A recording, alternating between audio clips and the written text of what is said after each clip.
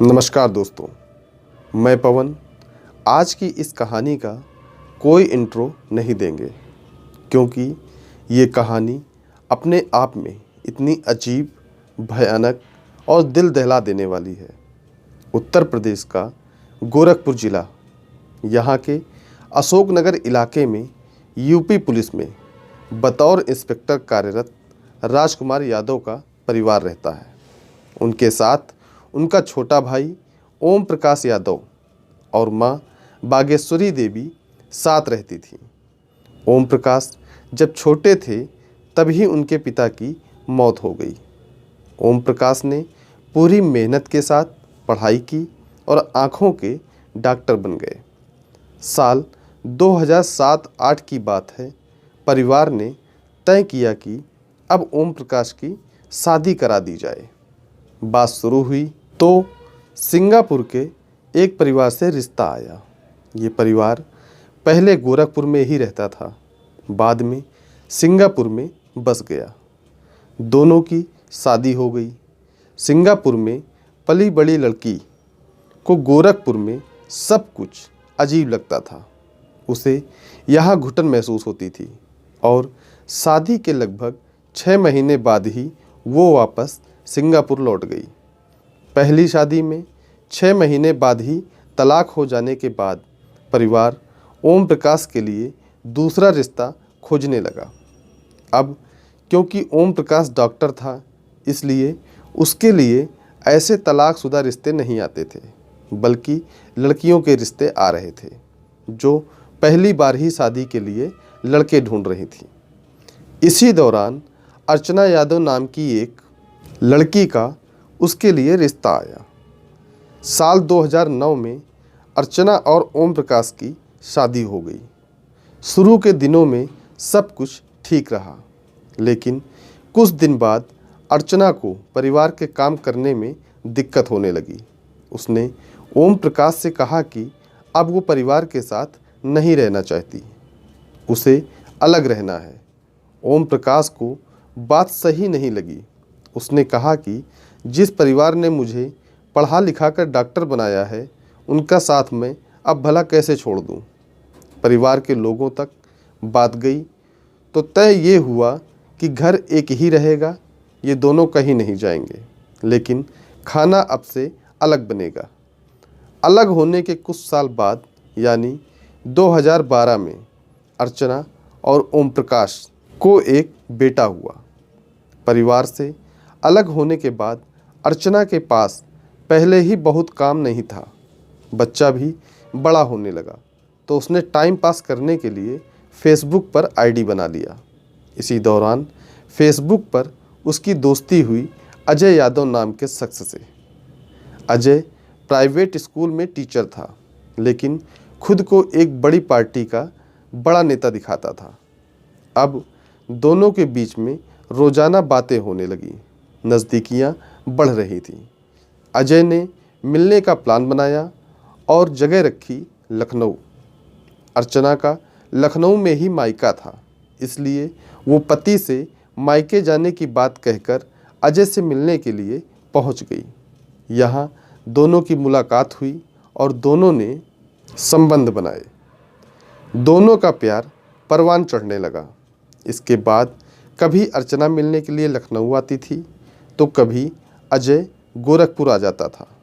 इतना ही नहीं, अजय 4 बार अर्चना के ससुराल भी आ चुका था। चारों बार अजय घर पर ही रुका था। अर्चना अब पूरे दिन फ़ोन पर बात करने लगी थी। ओम प्रकाश ने कई बार टोका, पर अर्चना पर इसका कोई भी असर नहीं पड़ रहा था।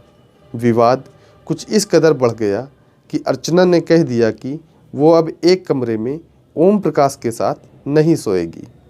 इसके बाद अर्चना अलग कमरे में और ओम प्रकाश अलग कमरे में सोने लगा। ओम प्रकाश से विवाद और अजय से प्यार के बीच अर्चना ने तय किया कि अब ओम प्रकाश को रास्ते से हटाना ही पड़ेगा। दोनों ने प्लान बनाया और अजय को गोरखपुर बुला लिया। 20 जनवरी 2016 पड़ोस में एक मैरिज एनिवर्सरी का प्रोग्राम था। ओम प्रकाश के पूरे परिवार को बुलाया गया था, लेकिन अर्चना नहीं गई। ओम प्रकाश अपने 4 साल के बच्चे के साथ प्रोग्राम में गए। इधर अर्चना ने अजय यादव को घर में बुलाकर अपने कमरे में छिपा लिया। रात करीब 10 बजे ओम प्रकाश और उसका बेटा लौटे और सोने चले गए। रात 12 बजे अर्चना और अजय कमरे में गए और पेट के बल लेटे हुए ओम प्रकाश के सिर के निचले हिस्से यानी कहा जा सकता है कि गर्दन के आसपास अजय ने हथौड़े से पूरी ताकत के साथ वार किया। तुरंत दूसरा और तीसरा वार भी कर दिया। ओम प्रकाश की मौके पर ही मौत हो गई। हथौड़े के वार से बेड पर लेटा बेटा नितिन उठ गया। खून देखा तो ज़ोर ज़ोर से रोने लगा। अर्चना ने उसे उठाकर अपने सीने से लगाते हुए अजय से कहा कि इसने भी सब कुछ देख लिया है और ये सबको बता देगा, इसलिए इसे भी मार दो। लेकिन अजय बच्चे की हत्या नहीं करना चाहता था। उसने ये करने से साफ मना कर दिया। उसने कहा कि बच्चे का क्या कसूर है, मैं इसे नहीं मारूंगा। अर्चना बोली कि अगर तुम नहीं मार सकते हो तो मैं ही मार देती हूँ। इतना कहने के तुरंत बाद उसने अपने ही बेटे का गला इतनी ज़ोर से तब तक दबाए रखा जब तक उसकी बेटे की मौत नहीं हो गई। हत्या के बाद अजय और अर्चना ने घर में लूट का सीन बनाया। पूरा सामान यहाँ वहाँ बिखेर दिया। अलमारी में कुछ पैसे रखे थे, वो पैसे निकाल लिए और कमरे में कुंडी को तोड़ दिया। इसके बाद अर्चना को दूसरे कमरे में भेजकर बाहर से उसके कमरे की कुंडी लगाकर अजय भाग गया। 21 जनवरी के सुबह जब घर की तीसरी मंजिल पर काम करने जा रहे मजदूरों की नज़र दूसरी मंजिल पर ओम प्रकाश के रूम पर गई तो हल्ला मच गया। मजदूर भागकर नीचे गए और माँ बागेश्वरी और पड़ोसियों को बताया। दूसरे कमरे से अर्चना लगातार चिल्ला रही थी, जैसे वो अंदर से बंद हो और उसे कुछ भी ना पता रहा हो। वो लगातार चिल्ला रही थी कि दरवाज़ा खोलो, क्या हुआ है। पुलिस ने लूट के एंगल से जांच शुरू की। उसे नज़र आया कि जो सिटकिनी होती है, जो लॉक होता है, वो बाहर के बजाय अंदर से तोड़ा गया है। पुलिस को शक हुआ कि क्या वाकई ये लूट का ही मामला है या यहाँ पे दाल में कुछ काला है। पुलिस को ओम प्रकाश की माँ बागेश्वरी देवी ने भी इस दौरान बताया कि अर्चना और ओम प्रकाश के बीच अक्सर झगड़ा होता था और दोनों अलग अलग कमरों में भी सोने लगे थे। अब पुलिस का शक अर्चना पर गया, लेकिन उससे पूछताछ करने से पहले पुलिस ने होमवर्क करना चाहा, तहकीकात करनी चाहिए। पुलिस पूरी तैयारी के साथ अर्चना से पूछताछ करना चाहती थी, इसलिए पुलिस ने अर्चना की कॉल डिटेल्स खंगाली, फेसबुक मैसेजेस निकाल लिए। इसी दौरान पुलिस को अजय यादव के बारे में पता चला। पूछताछ के बाद अजय ने सब कुछ उगल दिया। अजय के कन्फेशन के आधार पर पुलिस ने तुरंत अर्चना को गिरफ्तार कर लिया।